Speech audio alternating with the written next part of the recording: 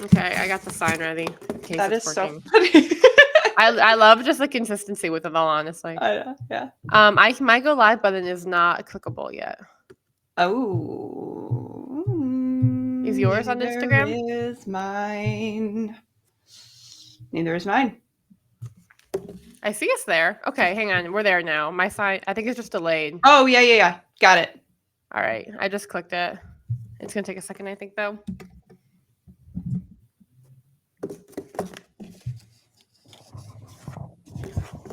Okay, our beautiful sign is ready. Oh, you can't even see the sign. I'm trying to fix the headphones. Okay. Hey.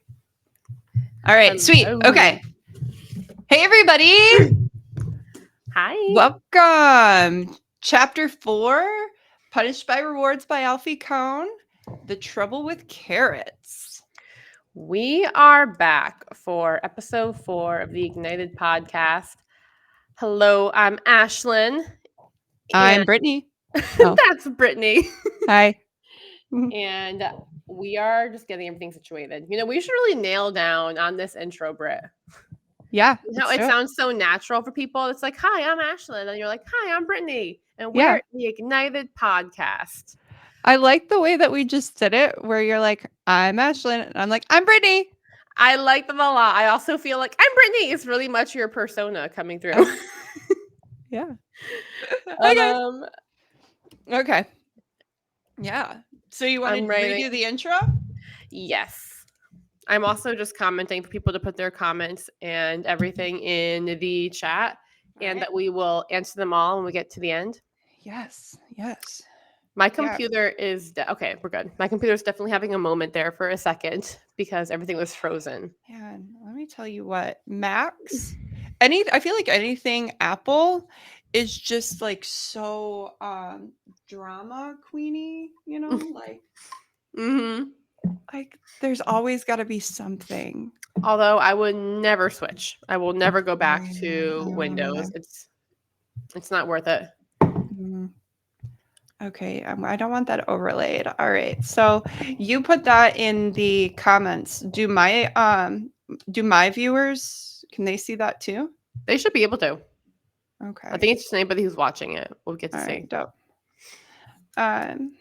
Okay, so remember that I think I'm going to do this overlay. No, I don't like that. For everybody that's watching, we record this with the intention to upload it as a podcast. So we are going to be answering all questions at the end, and we're going to redo the intro because we want a cool intro for our podcast episode. We wanted to sound really good, guys. Yeah. We try. So much effort goes into this. I know. The amount of behind the scenes stuff. All right. Okay. You ready? Wait. Well, what all are you gonna say? Are you gonna be like, I'm Ashlyn from A is for Ashlyn, something of the village? I think I'll say, hey, this is Ashlyn from A is for I don't know. It sounds like this is Ashlyn, and you're watching Disney Channel. It sounds like that.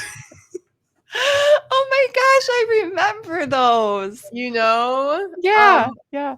Also, right now, my computer is actually frozen. Like I can't see anything, and I'm frozen on the screen. I feel like it might crash. Uh-oh. Well, if I hit the refresh button, is that going to make bad things happen, you think? Refresh on what? On Google? I don't know. Maybe. I can see you, and I think I can see if your live is up still. Yeah, it still says that you're going. All right. I just cannot see you, so it's going to be a bit sad not being able to interact with you visually over the course of this call, but that's okay. Do you want to? Okay, you're back. You're back. Oh. Okay. It told me it's. Oh. Man. Someday, guys. Someday we'll get this down. I'm just going to wait until she pops back on, and maybe I'll just entertain you all with my charm and wit. So, chapter 4, Alfie Kohn, punished by rewards, trouble with carrots. The way we're going to do this, once she hops back on, is we are going to. Oh, she just text messaged me. My internet is crashing. Uh-oh. That's funny because I'm on like hotspot right now because my power actually went out. So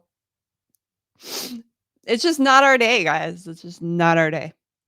But hopefully she can get back on. If she can't, then we'll just reschedule this. However, I do want to talk a little bit about the chapter so you guys get some like something out of this, you know. So punished by rewards. Okay. Trouble with carrots. 4 reasons rewards fail. We are going to be talking after our little summary session. You know how we do the 2 minutes or it's like a minute and a half where we summarize. We're going to go over the 4 reasons rewards don't work and review what we've previously learned on rewards. Which in chapter 3 we had all about, let me see here.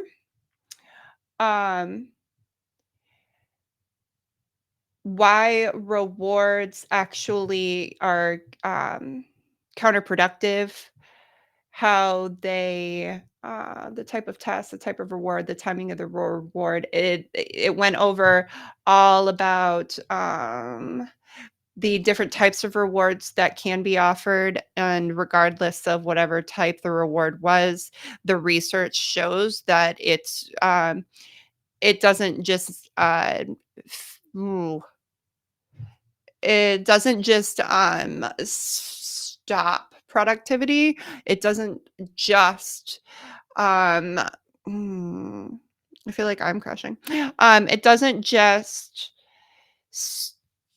stop growth, but it actually will make whatever behavior you're trying to get the student to do, it will actually make it way less likely that that behavior changes. In chapter 3, he spoke about or wrote about the science behind how our mind processes rewards, specifically for people who were trying to quit smoking and people who were trying to lose weight. And the research found that when people were rewarded for either smoking cessation or weight loss, that um, they not only stopped using the program sooner than the other people who the other like their peer group, but they also ended up smoking more after the program ended. And they gained more weight. So there have been many studies, including seatbelt, um, a study done on motivating people to wear seatbelts, some studies that were done on what rewards do to productivity and quality of work. And all of this research is coming back and it's showing us that not only are rewards not effective in getting the behavior that we want to see, but it actually harms that behavior over the long haul. That was chapter 3. Chapter 2 was how ethical are rewards. Oh, I remember that. That was a good episode we did. Okay, so chapter 2, some believe it's inherently desirable to give rewards, that our culture's kind of rooted in the hey girl, hey, Oh my she's god. back. I've Am- been just like reviewing. Thank you for doing that. Am I on Yeah, Instagram too? Like people I can think see me there as well? I don't know how many people stayed with me. Oh, no. Yeah, you are. We I'm are. still So there. we're I'm back. still live personally. All Yeah. right. Can you throw on your live? It looks like okay, I see myself there too. All right, that was so strange. Everything on my screen froze. It all went to black and I couldn't click anything. And I tried like just forcing to shut down. It was like the computer cannot shut down because Chrome will not quit. And so I had to force quit Google Chrome, restart everything. But we're back. Yeah. All I right. mean, God love technology, but man, We're having sometimes an it's a issue real today. pain. I know. And I was trying to comment too because I was trying to watch the live and be like, I'm coming back, Brittany. But it wasn't even letting Never me let do me that. go. Huh? Don't let go. Don't let me go. Um, That's how I felt like trying to care. So I'm like, okay, guys, we're gonna review. just Like, rolling with it what was all. chapter 2 and 3 about? Like, Oh my gosh. no, I think I did all right. I did all right. If you think Oh, I I'm did sure you okay, did. comment. If you think I did okay, comment. I'm sure But you did but if just you don't fine. think I did okay, if you Don't don't think I say did okay, anything. do not comment. You could just leave the live then. Right. You're Brittany not a true fan. crying there. Exactly. What else was I going to tell you? Oh yeah, when I was trying to comment, it said that I couldn't comment because of like an Instagram error. So I think Oh. that we got an alert when Brittany and I first joined Restream tonight saying that Instagram Live was not working for all users today Mhm. for some unknown reason. And so I think I might be one of those users. Man, But that's okay. had to be one of us. It had to be. You know, there was a 50% chance. Right. All right. So are you ready to do the actual intro and dive into things now? Yeah. All I think right. I'm warmed up. Yeah, right? You Now just I'm warmed talked up. about everything. Right. All right. So let's do our welcome sequence. Lights, camera, action. Boom, boom, Hello. boom. I wanted to be Okay, a part of it. I love the music. Hello, everybody. I am Ashlyn with A is for Ashlyn. And I'm Brittany. And we are the Ignited Podcast. And today we are going to be talking about chapter 4 of Punished by Rewards, The Trouble with Carrots. So, the first part of every single episode that we do involves us doing a timed summary of the chapter. And last time, I think you went first, Brittany, right? I think so. Yeah. I think I so. did. So I I did. think it's my turn now. You All got right. our timer ready? I do. All right. Oh, wait. I started it too early. 3, 2, 1, go. All right. So in this week's chapter of Punished by Rewards, Alfie was talking about how rewards can negatively impact people. And in particular, he zoomed in on 4 different things. So, first of all, he was talking about how rewards can just ultimately punish people. Like they are very similar to consequences. Then he talked about how rewards can destroy relationships, how they can ignore the underlying reasons for why behavior is happening in the first place, and how they can discourage risk taking, which is one of the primary elements why we are in schools in the first place. So he examines all 4 of these topics throughout the course of the chapter, giving reasons, citing examples, and talking about why we should stop using rewards and just continually to hit us with the evidence. So I think we can stop there, Brittany. I think I got it in 1 minute. I think that was short and sweet. I can't hear you. Dang it. I hit the mute button so I wouldn't. Dang. Oh. Did you write that down? I did not write that down. That was so good. Dang. You know, I try. I'm out here showing up, or I'm not for 10 minutes on the live, but that's okay. We won't talk about that. Before this, Brittany and we were trying to go live, and my live just crapped out, and it was Brittany flying solo for 10 minutes reviewing the chapters. But anyways, you did a great job, and now you're also going to do a great job with your summary. Are you ready for this? Ugh. Yeah. Okay. All right. On your mark, get set, summarize. Okay, so in chapter 4, Alfie talked about that rewards can harm relationships by highlighting the power difference and stressing the relationship, because if you are reliant on someone for a reward, then you're probably going to um, resort to flattery. Or if you're relying somebody to avoid punishment, or or you're trying to avoid punishment in the relationship, then you're just going to be avoidant of them altogether.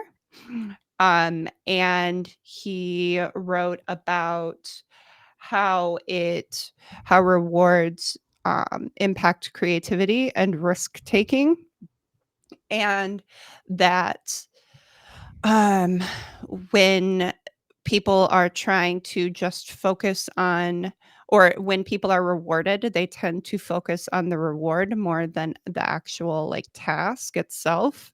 And that leads to just repetitive behavior, repeating whatever they did before to get the reward. So they're focusing on the what they're going to get more than the process of what they're supposed to be doing or what they're supposed to be learning. It ignores reason. So rewarding does not address the underlying cause of, let's say, the behavior. And it doesn't solve any problems. It's just a band-aid or a gimmick um, to get like for the person in control to have like an easy way to feel in Uh, control. that's time. All right. All right. Brava! I feel like you go into nice detail with your summaries, and I kind of just like bang, bang, bang, hit Yeah. everything. So Well, which together, is, yeah, the perfect combination, you it's know? balance. Exactly. All right. So today we are actually going to dive into all four of those topics we both just mentioned. And we're going to start off by unpacking what rewards and punishing actually looks like and how we've seen this happen. So I want to ask you, Brittany, Yes. how have you seen rewards punish students? Oh my gosh. Okay. So we have PBIS, and I've got two actually. Every month we take a trip, and our kids try so hard to earn this trip, right? And we have had some students who've never earned, the field trip Hmm. get to go. We have had that. But for the most part, the same kids are going on every trip, right? Yeah. Like, and the aftermath, when a kid learns that they're no longer a contender for the trip is terrible. Like, it's a complete temper tantrum. They Hmm. they stop trying. There's nothing for them to try for anymore. It's already taken away. Hmm. Um, and I think that's one of the biggest ways that PBIS can just uh, I don't know, makes things worse. Hmm. Um, or rewarding makes things worse. Yeah. The second example I want to talk about is the points that we give. Like every half hour, the kids get points for being safe, responsible, respectful. And if they're just obsessed with their points, like they don't care about the behavior. And most of them can't even tell you like what they did, why it was taken away, or why it Hmm. was disrespectful. Yeah. They just know that you took their points and they're going to get a 0, and then they're going to get their butt whooped at home, or they're going to get in trouble at home. And so they are just obsessed with the fact that points are taken away Hmm. and not obsessed with learning how to be safe, responsible, and respectful. Yeah, and then they view you as like this evil figure who took their points away because Mhm. they did X, Yes. and the act of reflection is missing entirely. Mhm. Yeah, Yeah, I'm the focus. Yeah. yeah, I see this happening too. Like even on Friday. So I've talked about this before on here, how my school has like a makeshift version of this. It's like they get points for bad in quotes, bad things. And at the end of the week, if they have 7 bad things or 7 points, then they can't go to Fun Friday. And I don't really do this at all. I just use the app to log missing work, or if I don't even know. Like that's basically it. Mhm. But like my behavior management system does not rely on it, but a lot of teachers have that as like their sole behavior management system. And so at the end of the week, I was talking to a teacher trying to figure out who the speakers are going to be at our conference. And I have the kids leading the class for me on Friday afternoons. And they're like reflecting on their week. And then someone said something like, "Oh, yeah, we're really upset because they blocked the app is called Kickboard on our school computers. So now we can't view how we did during the week and we just have to figure out the end of the week." And I was like, "Guys, stop it, stop it. You should know how you're doing during the week." Yeah. Right? Like be mindful of your actions. Now you're affecting people and like check in with yourself. And Right. also, this is a piece of paper. Like this, like there's not going to be an app following you around in life telling you what you're doing right or wrong. You just got to own yourself and think about your own decisions. Um, but that's not even the example I was thinking of rewards punishing. I have one example that comes so strongly to mind whenever I think about like tickets or PBIS and all these tokens and things. And it was my first year teaching. I had 4th graders, and at the end of the week on Fridays, they had what we called stars, and they had to count up their stars and see if they had enough to like go to different activity rooms. Each activity room was worth so many stars. And so this one kid lost their wallet, and I was like, "Well, you have no wallet, you have no stars. There's nothing I can do about that." I was very much like, Mhm. the kid starts wailing, and I was like, "I don't know what to do with this now." And we ended up finding the wallet eventually. But there's like a whole production. Like the administrative team came down. They were like, "Where is their wallet?" And I'm like, "Why is this even a thing in the first place?" But like Yeah. this kid was beside themselves wailing about not knowing where their star wallet was. Mhm. And all for what? And like this kid, I don't know. It was just such a headache. And I saw a lot of that happening over the course of time too. And Mhm. like kids shutting down too if they realized that they were not eligible for something. They would just Yeah. shut down, be like, "Ah, it's not worth it then." Well, I would have been one of the kids that was wailing because Mm-hmm. 1, I would get hyper fixated on something, Mm-hmm. and I had low emotional regulation. So that would Mm-hmm. have, like, thrown me into, d I would have freaked out. Probably every week then, like right before the events happen. Oh, and I'm, like, You know? ADHD, I would have lost my wallet every week. Mm-hmm. And then I would have been like, "You know what? Never mind. I'm gonna piss everybody off." Like, I'm gonna get mine. Like Man, no, I feel so bad about that now. Like I still picture this whole moment and I'm like, "Oh, what were you doing, Ashlyn?" But you know, you learning. live and you learn. Mhm. Exactly. Yep. And oh man, I was gonna Preparing just for say, this podcast. yeah, right. That's what Getting you were doing. all the material for the before and then the after transition, right? Right. Or the before and after transformation. But yeah, rewards can definitely take their toll. And like Alfie was mentioning in the chapter too, they're not very different from punitive consequences. No. You know, it's still the act of the controller administering something Mhm. and saying, if you do this, then you'll get that. Yep. It's not like if you do this, then you'll get an after school detention, but it's Mhm. still someone manipulating another human with Mhm. control. Well, that's like, the line was, rewards are if you do this, you get that. Mm-hmm. And then punishment was, you do this or you'll get that. Yeah, And they're just it's he said they're 2 sides of the same coin, exactly. and And it's super true. I don't think we recognize that. I don't Mhm. think people notice that. And I think it's hard, like, even for myself reading through this chapter, especially there was one point when it was talking about like schoolwork, which we'll get to down the line.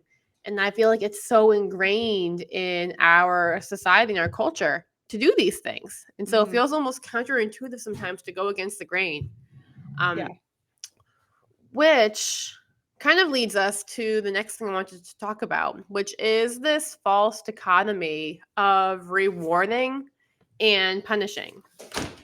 And I want to go look for some of the text about this. Oh yeah. Well, so the false dichotomy, page Mm-hmm. 51. Yeah. Page 51 and 52. So he said punishment and reward proceed from basically the same psychological model, one that conceives of motivation as nothing more than the manipulation of behavior, which is Can, strong. yeah. Can you say that one more time? I feel like that people might need a second to dissect that. Yeah. Punishment and reward proceed from basically the same psychological model, one that conceives of motivation as nothing more than the manipulation of behavior. So, like, humans aren't motivated to do Mm-hmm. anything unless an outside force is manipulating them to Mm-hmm. feel motivation, which isn't true. And we know that. Yeah. And then they made another like really interesting visual where it says one education writer, this is page 51 too. One Mhm. education writer compares the tendency of teachers to blithely administer knee-jerk jolts of positive reinforcement to the use of electric cattle prods. A comparison that may seem far-fetched until we pause to consider the ultimate purpose of rewards and how the manipulation is experienced by those on the receiving end. And I think that's why it's such a false dichotomy, because like they're two sides of the same coin, right? Mhm. But we forget we have more than one coin. Oh, yeah. Yeah. Like, There have we? Go ahead. Oh, I was just gonna say, like, I've never felt more affirmed in choosing to create the Mm, toolkit yeah, than until after I read this chapter and I'm like, "Dope." Like, that was a good thing to do, like exactly.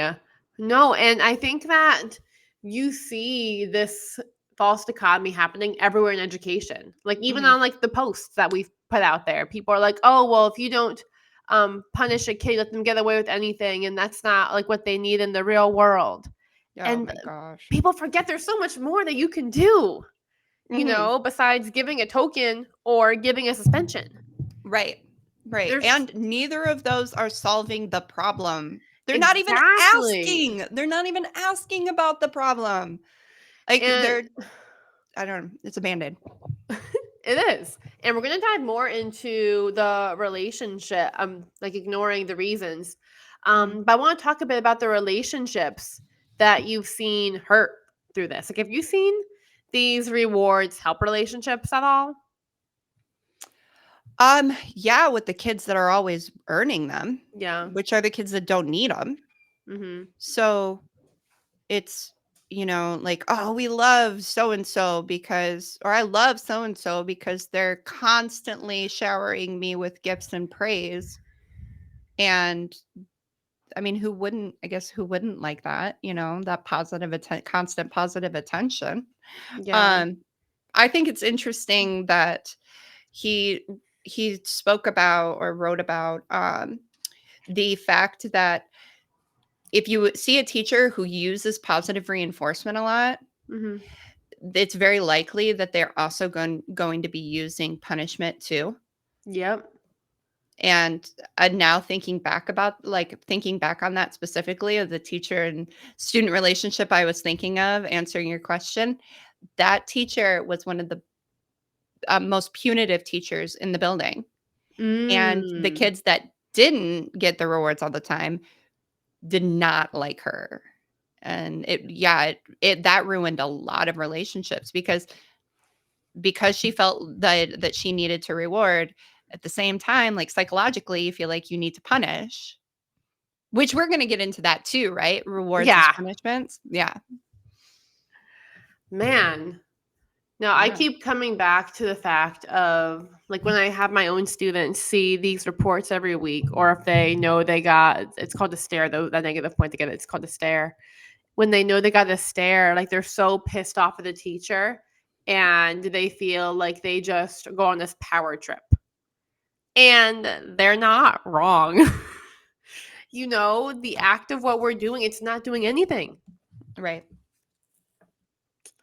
Well, did you mean like the teacher's going on the student feels like the teacher's going on a power trip or the kids are Yeah. going on a power trip? No, Oh yeah. yeah.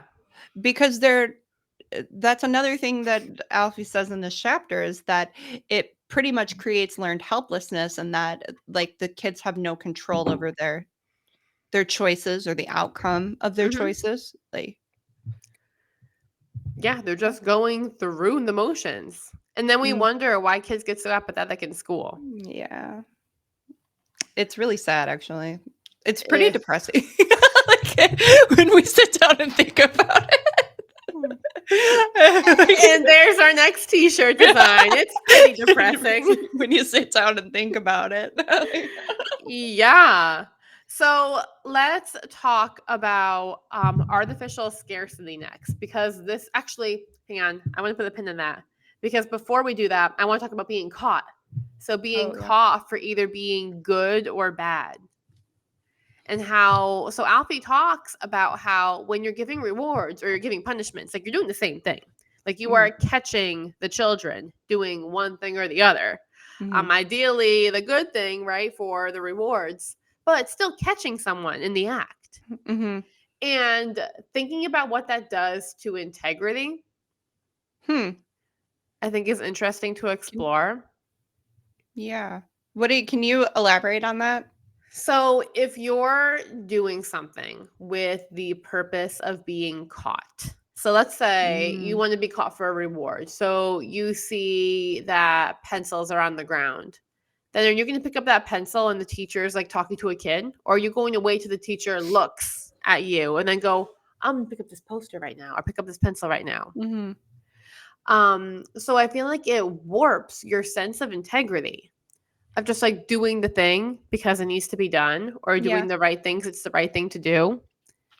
That's funny because when I read it as um you're being caught. Like the caught is a heavy word and it Yeah. carries psychological influence. Like it's gonna influence your stress response. So That's true. I thought about like how the act of being caught, whether it's good or bad, is Mm, going to increase your stress response, whether it's for a goodie or whether it's to avoid punishment, or you are so yeah, right. like there's going to be extra cortisol because this situation is kind of anxiety inducing. But yeah, see, that's why we balance each other. Like And it's two different perspectives. I love it. yeah, me too. And that also goes back to the example that Alfie mentioned of those girls who were teaching, like tutoring the younger kids. Do you remember Mhm. that one? Yeah. So I think I wrote that or I have that in our notes. I got it right here too. It's 56 through 57. But Okay. several studies have examined the way we come to regard others when their actions determine whether we get a reward. When older girls were promised a reward for tutoring younger girls, they not only became less effective teachers, but also valued the younger child as a function of her utility in obtaining the desired goal. Even if she wasn't learning fast enough, she came to be viewed negatively. In a very different kind of experiment. Oh, sorry, that's a different experiment then. But like you're viewing the people you're helping as like an obstacle to overcome. Mhm. To get to And the reward. and the full studies explain more on page 44. But they talked about on page 44 how like the other group didn't have that reward, how they were more patient, more kind. Mhm. Yeah, and the people that they were training learned more. Yeah, exactly. So Yeah, how do you sorry, go ahead. go ahead. I was gonna say, how do you see the being caught mindset changing for you now? Because you are getting out of that with one of your classes. Like you stopped Mhm. giving the points to one of your classes. You're still doing it for the other ones. Yeah, So because how? I'm still within a PBIS structure, Yeah, you're still in your school. You're bound by the constraints there, right? Mhm. But how do you see that adjustment working not only for your students but also for you? Um, well, so this week we had a rowdy class. I had a I no, I'm gonna say we because I do feel like getting rid of PBIS makes the whole experience more communal Mhm. because it's not just me controlling. It's like Yep. everybody has a hand in how this whole thing works. Like everybody has a hand in the outcome of our class, right? Um, and let's see, it was Friday we had a celebration. Mhm. So that was their first celebration where usually before they had to earn it. Yeah. They had to earn I call them class dojo parties. They have nothing to do with class dojo, but they had to earn the party. And Friday they got, as long as they didn't owe work, they got to participate in the party. So Monday was really rough. Wednesday was better. I had them Monday, Wednesday, or I'm sorry, Tuesday and Thursday. Tuesday, Thursday, Friday. Tuesday was really rough. Thursday was better. I think because Tuesday was so rough. Tuesday, everybody was talking over each other. And I prompted a couple times and then I just let it go. I focused on the kids that were like focused on me and I ran the lesson. And I just let the 3 kids that were off task and like causing a ruckus, Mhm. they were off task and causing a ruckus. So when the 3 kid or no, I'm sorry, when the kids that I was working with, they got to go to studio time because they got all of their work done. There was, nothing else they needed to do. The other kids were way behind. And then they're like, "Oh, what are we supposed to be doing?" Like Mhm. they saw the kids that were doing what they were supposed to do, in studio time, and they wanted to go to studio time. Yeah. So it's no longer about giving a punishment or giving a reward. It's literally about natural consequences. And it's crazy to me that they really disconnect like consequences from being naturally given because I feel like so many people in power are controlling so much That's that interesting. they forget like, oh, if I don't do my work, then I'm not going to be able to get, free time. And they took responsibility so well because I was like, Ah! you guys came in here, hooting and hollering, and then you talked literally the entire time I was teaching. And now I can't give you this ink and a brayer and you don't know what to do. I don't So even know what the brayer is. oh, it's a brayer is a roller. Like, I Gotcha. mean, this is super messy stuff. I can't just give that to you. So you have to hear my spiel. And they're like, "Oh man, okay." Like they were bummed, but it went over way better than if I would have been like, "Okay, all of you got zeros. You didn't get a class Mhm. dojo point, and I'm going to take your recess because you got to come in and review stuff for me." Like it And would have been yeah. I feel like it gives you the false idea of like you did something Mm. to help the problem not repeat. I Oh, feel like if you were just like, "Well, you got zeros today and you have to do this," mhm. makes you feel like you did something so that, "Oh, Yep. they won't do that again because they got zeros this time." But you're never actually breaking down what happened. Right, right. Um, my question for you is, do you feel like, studio time would be considered a reward? Mm. Yep, probably because that's how everything's framed in their mind.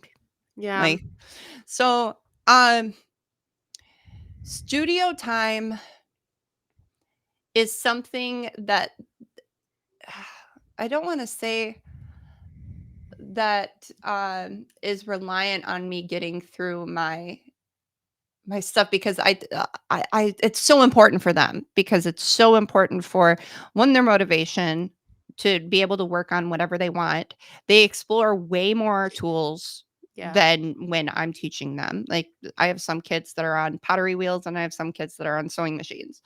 Um, mm, but they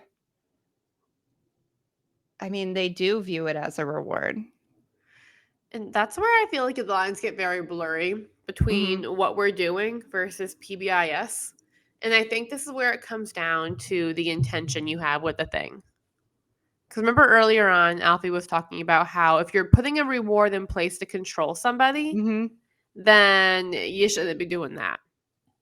But Mm. if just like the nature of something might be more desirable, and maybe this is like misquoting, I feel like that might be a bit more acceptable, like your motivation going into it. Like your motivation is not to hold studio time over the kids' heads No. and be like, I'm going to take away your studio time if you do this or that. Right. It's No, more I like, yeah, I don't yeah, take it if away. when we finish our work, then we get to have like your own free projects because there's nothing else that I need you to do. So you can just Mhm. explore whatever you would like. But I Yep. need you to do your project first. Yeah. Yeah. I feel like they sound very similar, but they're very different ways of going about something. And I feel like they feel different for the receiver. Mhm. Well, yeah, I think it's the intention. Mm-hmm. So the intention of studio time isn't to control behavior. The intention is to give students the self-directed time and some Yeah. autonomy control. Mm-hmm. Um and the only time that they don't get it is if they like if they have to, work longer on their project that they're doing for me, which I don't know. Now I feel like, oh my gosh, is that a reward? Like, what am I doing? Oh, I don't know. This is why we're reading this book and talking about it. Yeah, You that's know? how, and I feel like it's so embedded too. Like it's so hard to break away from these things. Hmm. But I think that the way you're going into it plays a big role Hmm. because it's not you telling the kids like you're going to miss out on your studio time if you do this or that. It's Yeah. I don't know. It seemed very clear in my head, like the distinction between the two. Right. I might not be articulating that so well right now. Well, Um, I think like there are natural consequences, yeah, that's true. right? Like you know, if you're running and you fall and you hurt yourself, right? Hmm. And well, that's like self-directed though.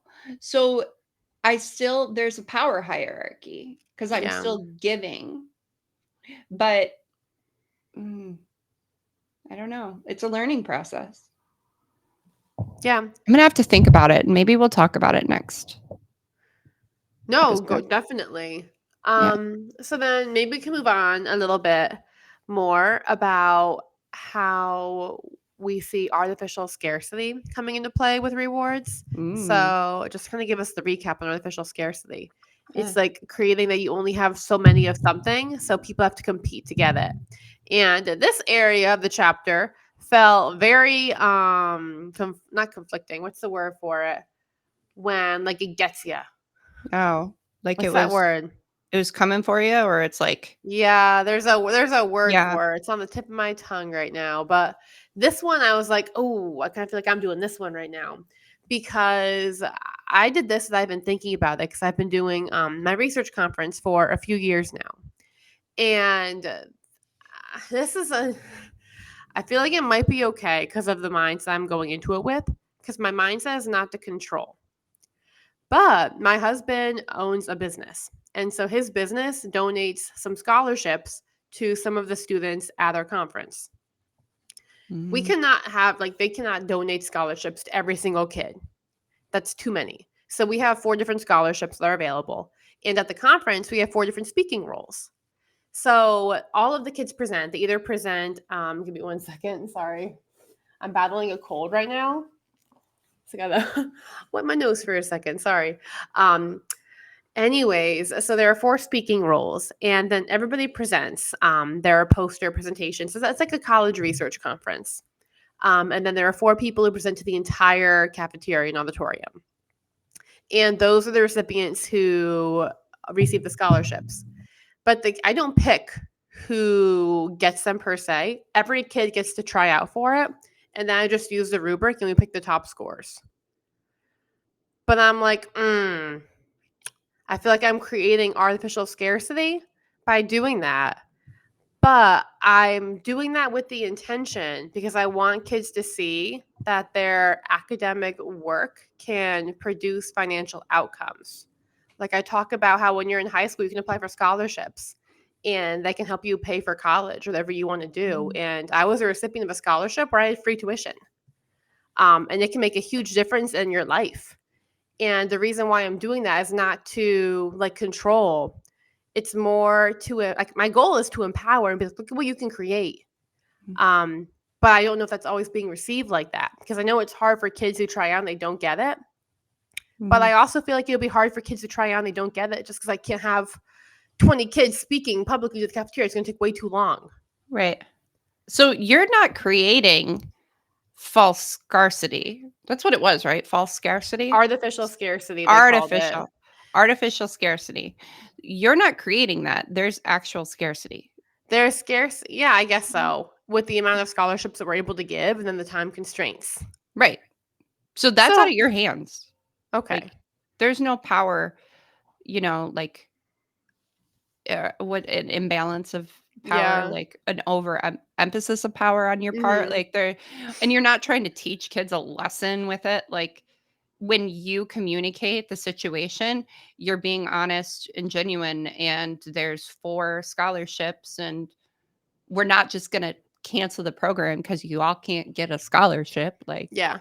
And not only that, like that is reality. Not everybody's going to get a scholarship. Like, that's true. And it's led to some really great conversations that we've had. I wanted to post about this at some point. But like even on Friday, I was sitting down with one of the classes who's involved in it because I have a few classes doing it. And I was like, I want you guys to show up for yourself and get in the habit of putting the work in and stopping when you're proud.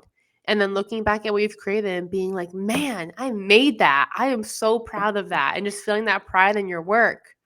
And I said, I want you to be ready for opportunity because with our school, we're actually going to be having a lot of guests come to visit the conference tomorrow. Like people from the state are coming down to watch it. It's going to be a big thing. And I was like, I want you to position yourself so when opportunity comes, you're ready for it because you never know what it's going to be.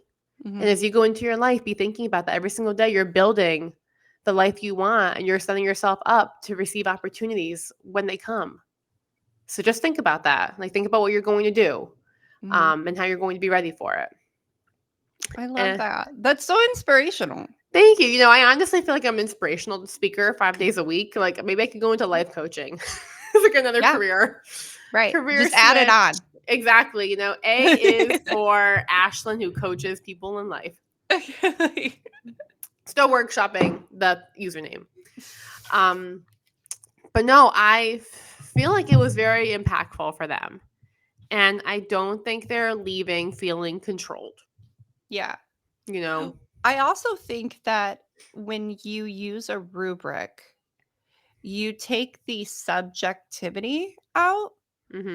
I mean, of course, there's always some level of subjectivity when it comes to like grading something, right? Like, but the more objective you can be about it, the more and the more that you can let students know what the rubric is and what the parameters are and what they need to do, then they're less likely to blame you for failure as they're going to like not blame but actually blame what caused the failure. Was it not putting enough effort or time into it? Was it just my lack of skill in this specific area? And they take it well too. And like even when I was telling the kids, like they kind of knew who was going to be the recipient before I even said anything. Like they kind of knew just like watching how the presentations went and seeing what they created. Yeah. Did they have like the rubrics in front of them, or did they know? Okay. They've had this rubric for a while. Yeah. I try to be very upfront about all of those things. So yeah, I've actually seen a lot of that. Like I'm sure kids will like trash talk and complain, but I honestly don't think I see too much of it happening like toward me. And I can't always say that. Like I know for years people would come at me. The kids would. The story I recount sometimes is one time a child told me that they hoped I would die in hell. And I was like, I think the word you're looking for is rot. But No, did you say that? Oh my God, I'm so proud of you. oh man, I don't think I've ever been more proud of you. Like, that's hilarious. Oh my God. Listen to me. This is gonna be live, Brittany. Like, what the hell? Like, I'm so proud of you. Oh my No, god. that's hilarious. Like, See, because you know what? Sometimes like being able to think quickly does me good. Sometimes it does not do me so well. Depends on the situation. I am all here for the kids. I love my Yeah. job and I love my students, but sometimes they need to be clapped back at. Like, Oh no, and I love like working with middle school kids for that reason because Yeah. oftentimes like a lot of them are fine with that too and they appreciate it and the humor Mhm. works really well. What was I saying to one of them? I don't even know. I can't remember the joke right now. But no, it's a really great way to connect with them having that humor. And But being able to, I honestly think like being able to clap back out of love. Like, it's not like yes. we, like if you have animosity, I do not suggest you use that Mm-mm. method. Like, if there's No. any doubt in that kid's mind that you don't love them, like, I wouldn't use the method until the relationship's strong. But when you can clap back, they respect you so much more. It's like mental agility, and they Yeah. respect that. Like, I forget if we've talked about that on here, if that was just a conversation you and I had about mental agility and how important that is for kids. I think that was a conversation we had because we were Um, talking about culturally responsive teaching in the brain. We Yeah. should talk about that sometime on That here. should be our next book. Right? Let's do it. Yeah. Or self-determination theory. I was thinking about that too. Ooh, That would be a fun yeah. one. So now I think we should move on. And I scheduled it, like I make an outline for our podcast, right? And so item 8 says rant about how rewards don't solve anything for a minute. Scheduled and outlined in a rant for us. Because now we're moving on to the part about how rewards ignore reasons. So give us your best rant, Brittany. Here's your soapbox. Take it. Okay, well, first off, when I was reading this morning and I read the word minute, like knowing Ashlyn and I and how like we can get off topic and we can rant, I'm like, I laughed at it. I was like, oh, a minute. That's cute. How adorable. Okay, so yeah, I'm on my soapbox. Rant about how rewards don't solve anything. Well, first of all, when we're rewarding, the same as punishing, we are doing nothing to cause the underlying need. So a behavior takes place because a need is not being met. And it could be safety, comfort, autonomy, belonging, or competency. Those are the 5 needs that I focus on. If I reward a behavior, I'm not like figuring out what was causing the inappropriate behavior. I'm not figuring out that need so I can meet it. And if I'm punishing, I'm not figuring out what the behavior or what the need is. So I got caught up on like I'm not I'm not rewarding, I'm not punishing. I'm like going into a mental You're not spiral now. meeting needs. Needs. I'm not meeting needs. Like, this is okay. So and if you're not meeting needs, then you're not actually solving the cause. But I feel like there's something I want to say and I can't articulate it now because I call them ADHD spirals. So can you take No, it's all good. Let me see what I can do. So my like little note is that you don't solve anything unless you solve something. Ooh. You know, like you're not going to solve a kid being disruptive if you give a point or if you punish after school. You're not going to solve anything unless you solve something. And the first thing you have to do and solve is understand what you're working with. Like, I'm no mathematician, but like you have to understand like how the functions work and how the numbers work and like what the operation is, what you're trying to achieve before you can solve the problem. Right. But why do we not have to do that with children and their behaviors? Because we take it so personally, because we get so triggered probably. because it's the way our Yeah. parents did it. It's the way our schools did it. Yeah. Well, I also like the fact that they mentioned that we view behavior in Mhm. a very superficial way. Yeah. Like we don't know a lot about the brain. We don't know a lot about motivational theory. We view behavior as it's just something or behavior and motivation, they're just two things that can be controlled. Mhm. And we give the person a star and they're going to do what we want. Um and I think for a lot of kids that does work. But But what we're does it? seeing, Does I it long mean, term? no, no, That's the thing. It right. masks. It Yes, masks very efficiently for some kids. right. I feel like though what we're seeing is that we the rewarding maybe like I don't think it ever worked, but I think that kids were very excluded from the class like the general ed setting. And now that we're including a lot of students and we have students that came out of a pandemic, which means that their trauma response, we're Mhm. seeing like a lot of behaviors that are coming out of psychological needs not being met. Mhm. And that's why people's reward systems are no longer working as much like as they thought they were, back 10 years ago. Yeah. Do you That's agree true. or Yeah. I agree. And I was also thinking of the example from the chapter. I can't remember which page it came from when they were talking about like the little girl who would wake up in the middle of the night. the 3-year-old? And yeah, the 3-year old, and how the parents could be like, "Oh, well, if you don't go back to bed, then I'm going to not take you to the park this weekend." Or if you go back to bed and do this 3 times, then you get to go to the park this weekend. We're Mhm. not actually figuring out why the kid's getting out of bed. Right. And maybe like they're just restless. Maybe they're going to bed too early. Like there's so Mhm. many reasons that make sense for us as humans to consider. I liked his example of maybe that bedtime is the only time the only quiet time the child gets to talk to mom and dad, Yeah. and they don't wanna cut it short. Like, I Mhm. because that's not something I would have thought about. Yeah. But do you remember in his, workshop that he did, that he was Mm. talking about his daughter? Yeah. Did you watch that one? He was talking about his daughter, and they were fighting with his daughter on her morning routine.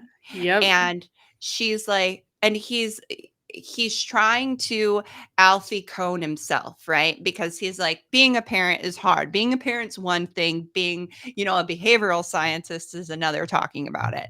So he's like, I'm trying to solve this issue in a way where I'm not going to reward or punish her, but she Mhm. needs to get out the door at a certain time. So he talks to his daughter and his daughter and he's like, how can we solve this problem? And the daughter says, well, maybe I can start going to sleep in my clothes. And Mhm. he's like, well, okay. And the problem was solved. Yeah, I remember And watching that. and I was like, damn, Alfie. That's good. That's solid parenting advice. Like we learned so much from talking about the kids. And Exactly, and talking to them yeah, or talking and about asking did them. I say talking about the I kids? think so. Oh, Dan, no, don't talk about the kids. No. I mean, unless it's good stuff. But oh yeah, talking to him. Yeah, and like even for me right now, like the current place I'm troubleshooting with my class is dismissal. And the thing about me, like my classes overall go very seamlessly. Like they run very smoothly, very little to no behavior issues. Almost ever, I would say, honestly. Not on knock on wood. But like it's very smooth. And that's because that's where the area like I prioritize like my expectations and everything. And Mhm. then during like the homeroom at the end of the day, it's just like a hot mess express because there's basketball team coming in, newspaper team coming in, 5 kids leave for pickup, 5 kids leave for bus room, 3 kids come from 4th grade because they're on this school bus with my kids for some reason. Like it's just a hot mess express. Wow. And nothing really makes sense. And so at the beginning of the school year, I was like, I know my capacity. And technically, like I could do things, but I know the mental energy it takes to invest in like setting clear expectations, and then being consistent with boundaries. And running A is fresh after school. Like, I don't know about you, Brittany, but like it's that same area of our brain that we need for classroom management Mhm. that's on after school. And so I have to save part of that to do AS Fashion after school. Yep. But now things are smooth, and I'm like, all right, let's make dismissal be wonderful. And so we've been working on it because I tell the kids, like, my expectation is that we can hear the announcements, that the room is clean, and you guys have a good nice end of the day. Like, I would just like to have those things happen. Mhm. So what would you like to do in order to have that happen? Because they come in like hyped up because they're all in the hallway. It's chaos in middle school hallways. So they all come in hyped up. And I'm like, how do we get the room clean when there are things on the ground? Because it's very easy when you're in a big group to be like, oh, somebody else will get it. But no, Mhm. that somebody else is like me or 3 kids who always like stay back, tell me clean things. So it has to be more of us. So we've just been troubleshooting together. Like, we have conversations and we're like, okay, so this worked well this last time. What can we do to make this part better? And they give me suggestions, and then we try them and we reflect on how it's working. And overall, it's gotten much smoother. Mhm. Um, the room's gotten a lot cleaner. Kids are taking more initiatives, like staple. Like, if you've seen any of my videos, like I have a bunch of videos of me stapling things on my bulletin board.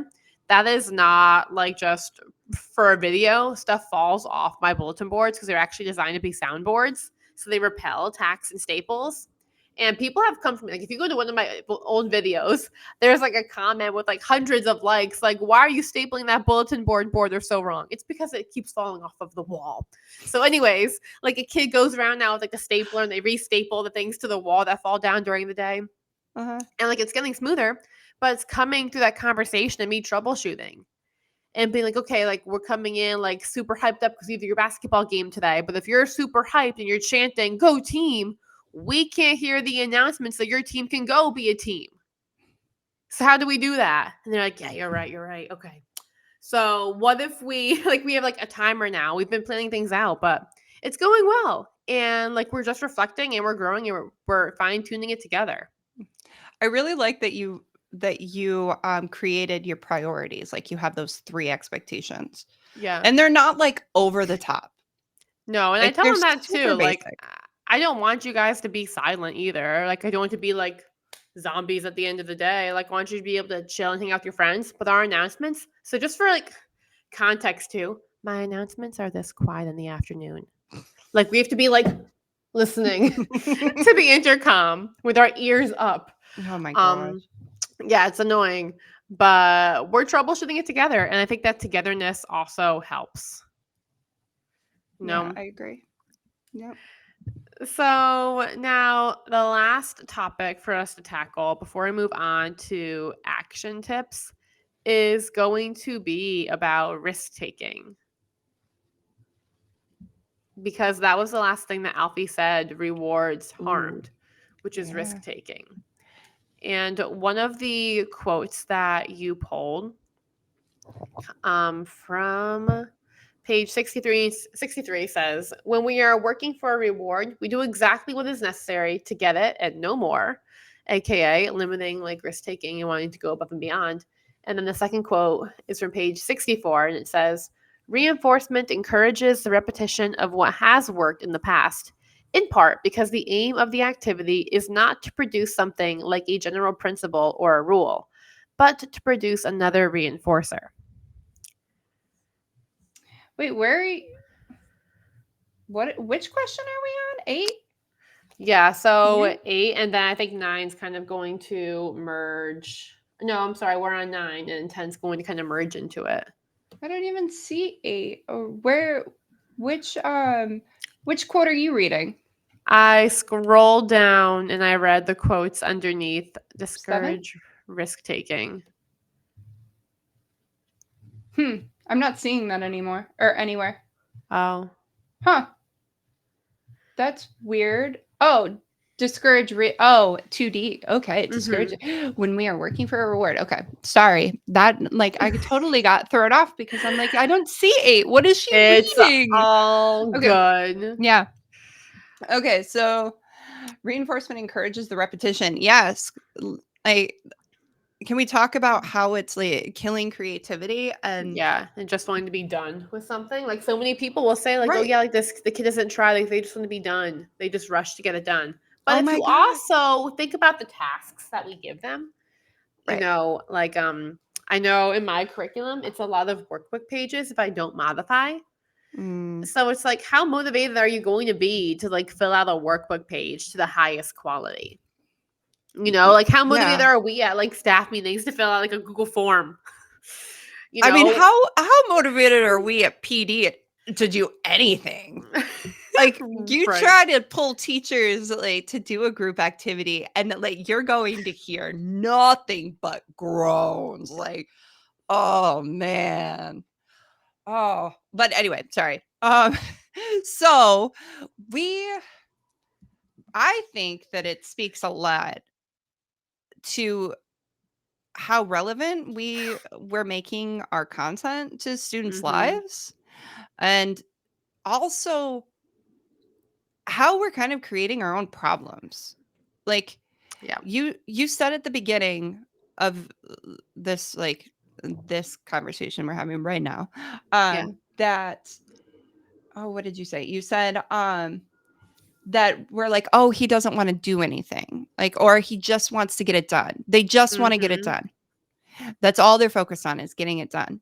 Well, we set them up to have that mindset Yeah. when we're like, "Okay, once you get it done, you get this." Mhm.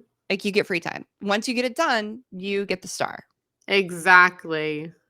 Like, so we're I like, the whole thing about this book for me has really been, like, it's highlighting how we're creating our own issues. You need that Taylor Swift song. Hi, I'm the Uh, problem. It's me. on the yeah. Yeah, Could be our next T-shirt too. For all the with, like Swifties out there listening right now. I know. We could. Um, and I feel like this one's difficult too because they re. I have to figure out the way to word this one. So yes, rewards do discourage risk taking, right? But then I also think there's something to be said about seeing something working and then continuing because it's working and not wanting to try new things because this is working for you, and like time management. So, for example, like with content creation for Brittany and I, right? Mhm. We have businesses, we make more money when our videos perform better because more Mhm. people see it, more people want to support us, and they keeps us going with our Does, burning the midnight oil because running this stuff takes a lot out of you. does. Um, so if we see a video script is doing really well, are we going to try to change it? Or are we going to keep using it? I mean, so I think I'm more off the cuff. Yeah. Yeah, I don't use templates as much, Do you use but that's structures because I well? get bored. Yeah. Yeah, I don't I literally and this is the crazy thing, and this is probably why I can't predict my viewership as well as you can. I literally, like, probably make my videos 30 like, I think of my videos that I wanna create, and I'll create them 30 seconds later. And if they're So ever scheduled, it's because I was like, "Oh my god, I need to make this." And so, like, I yeah. made it and then I scheduled it, you know? I'm It's kind of the same way exhausting. too, though. Like, it is exhausting doing it like that. Mhm. I will write up my script on the treadmill while I close my exercise ring, and then Yes. I'll put it over some B-roll footage of me in the classroom.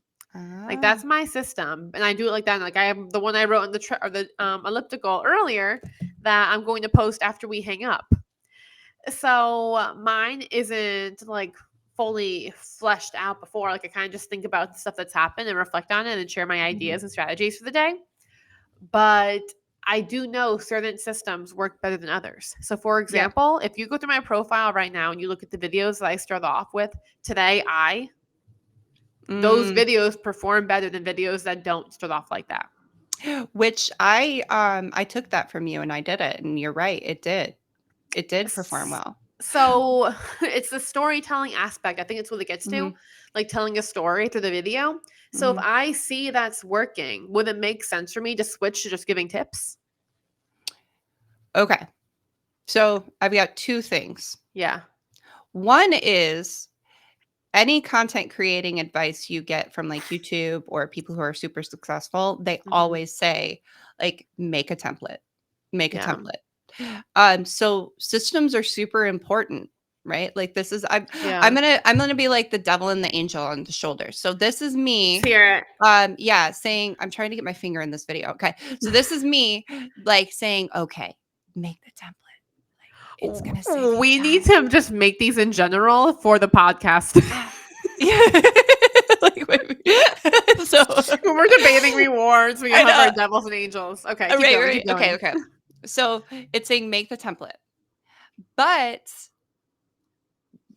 then I have Alfie who's like, "What is this doing to your creativity?" Like, Mm, because yeah. my most creative videos are always spontaneous. Like, so and I don't know. Like, I think there Maybe it's is a merging. Because, like, even just like Mhm, writing the video, that's creative, right? Being able to tell a story, mhm. there's Yeah. creativity involved in that. So maybe it's Oh. kind of like a scaffold of sorts. Mhm. So if you're not challenged to take risks when you're younger and start exploring like your own storytelling, then maybe you don't get to the point when you're an adult and you're like, "Ooh, I'm going to tell a story, or I'm going to give some facts." But maybe I want to tell stories right now because that's doing well. And I can convey that really well. Mhm. Like maybe it gave me the option for choice because I was able to take risks. Yeah. You know? Well, and you're confident in your abilities, which is like that's when you take risks as a child, right? Yeah, It builds confidence. that's So, true. And it like builds like just your regular skills. mhm, So now it's not just the act of like posting a video, right? As you know, there's so much more that goes into it as well, like figuring out what your audience likes, figuring mhm, out like the optimum time to post, being able to understand analytics. Like there's so yeah, much that goes into it that you have to be able to hold mentally. mhm, And that comes from trying things out. And if you're afraid to take risks and put yourself out there, then maybe you wouldn't even be making these videos in the first place. right, right. Or Mm, if you're so focused on, like, yeah. failing as being an ultimate I don't know, and not an ultimate experience, but, like, Yeah. failing if you're so scared of failing and then, like, you start to see that your videos aren't performing well, and then you take that as, "You know what? I'm terrible at this." Yeah.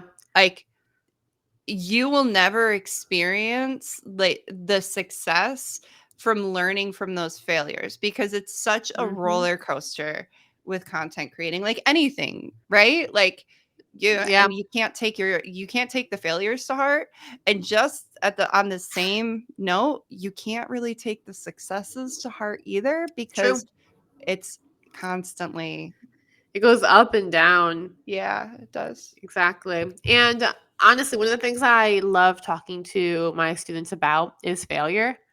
Mhm. Like even at like the same pep talk I had on Friday, I was talking to the kids who were like struggling to stay on top of their due dates, and I was like, I'm not upset with you, but think about how you're positioning yourself. If you're not asking me for help to help you stay on top of your due dates, or like you're struggling to keep like using your agenda, like how are you positioning yourself? And then I was like, I know I also have kids in the room who are super stressed out about their projects, and like you're so focused on everything and you're so afraid of failing. It's okay. You're going to fail at some things. Like it's okay. Mhm. It's what you learn from it and what you do with it. So I've thought about having like at the end of the week on Friday, the kids kind of like rate me and tell me like things that they enjoyed that I did and things that they wish I didn't do during the week. And I also was like, maybe I can add a question there about like reflecting on your best failure of the week, like the best thing that Mhm. you learned from it. Yeah. Because the best things in life, honestly, like thinking about like the whole journey of making A's for Ashlyn, I would not be here without like the trials, Oh, yeah. without the falling on my face. Right. Well, It's what gets you to mhm. learn and grow. I mean, even if we think about, like, us doing this, Yeah. like where we were at the beginning of doing this. I Mhm. mean, we definitely still have some trials we need to work out, but like we've learned The day so I legit couldn't even join the call for 10 minutes because my computer crashed. But it's like okay. yeah, like it's totally okay. And that's when I guess when you really shift your mindset to see failure as a learning opportunity, you never stop growing. And just to bring it back to rewards, if we are, as the adult, are administering the reward and putting so much importance in it or not getting it, then we're Mm. not encouraging failure at all. Or like being okay with it. Like the way we're talking about Oh, failure right now, we're like, oh, it's fine. ooh, But you're if we're right. like, you didn't earn this, it's not fine. That's not how we're presenting it. Oh my gosh. You're right. You're And then we making get so upset that the yeah, kids are so upset by it and they can't move on or they can't pick themselves back up right? when we're not showing it as something that you overcome. We're Yeah. showing it as the end all be all. Yeah, you just lost your opportunity. Yeah. Hmm. We should make a post about that. We should actually. We're going to. Yeah, we will definitely do that. Mhm. In fact, I'm writing it down right now. Me too. Typing it up right now. Oh man. What's on our next Next thing topic? is going to be about just action tips because now like we have reached like our hour mark for the episode. Oh I know yeah, we had yeah. the 15 minutes of ad-libbing at the beginning, Right. but like for the actual episode, it's been like our hour. So now it's our action tips for teachers or caregivers or administrators, just anybody listening to this. What Hmm. can they do with what we've learned? Well, I was actually thinking about doing a post to like improve classroom culture. You have to get Yeah. rid of rewards Yeah. because of how damaging it can be to relationships, not just between the teacher and the student, but between like the peer relationships. Mm-hmm. If you're viewing everybody as, a competitor or like you're in Yeah. competition, Mm-hmm. you're not that's not a way to uh, or that's not a way to encourage communal Yeah. or community or communal thought or group work. So because it's ruining relationships, because it's counterproductive to actual behavioral change, I think at this point, my advice is to get rid of rewards and start actually solving the issues. Yeah, and then my action tip goes right off that. And I'm going to say what I said earlier. You don't solve anything unless you solve something. Yeah, The yeah. rewards are not going to meet the need. They're not going to solve the problem. Just like a punitive consequence or a punishment will also not meet the need or solve the problem. And it might be harder and more legwork up front, but you have to meet the need to solve the problem. You got to see what's going on and learn before you can truly make any impact or change. And that's my action tip. I love that. Me Yeah. too. This is a good chapter. It was a really good chapter. And the next one is going to be we have a bit of a break because of just scheduling things. But the next episode we're going to be recording is going to be on the 15th, and that'll be a recap. And we may be able to even have a special guest on that one too. So stay tuned. And now I think it's time for us to go into the comments. Did anybody comment? I can't see Instagram right now because My Instagram has frozen. let me see. Well, hold on. Now I don't see any. There as well. I don't know how many. I don't see any comments, but it's not letting me scroll all the way to the top. Okay. So I don't know. And Yeah. that was something that I wanted to do was to figure out like the chat or the Mhm. like, so you know how we can see them in Restream. Yeah. Can But you we see? can't. I've not been able to see any of the comments in Restream. See, we are supposed to be able to connect our Well, like the chat. I don't know. that We'll can be figure it our out. our next issue to solve. Right. I mean, we're getting better every We are. every week. Every week. We can't see failure as like the end all be all, Ash. And we don't. We We don't. have our cardboard sign to prove We it. do. Yeah. All Okay. right. Well, should we sign off then, Brittany? Yes. What's our sign off? I feel like we haven't done this in a while. Why do I I feel like that? don't know if we ever have created a sign off. Oh, okay. Well, Actually, no. We say the podcast. That's what we do for our sign off. well, Well, I hope this is our sign off. You ready for it, Britt? okay. Yeah. We hope that you enjoyed this podcast episode. We'll see you in the next one. And until then, we hope that you feel ignited, remoralized, and re-energized. Take care of yourself. Yeah. Bye, everybody. Cool.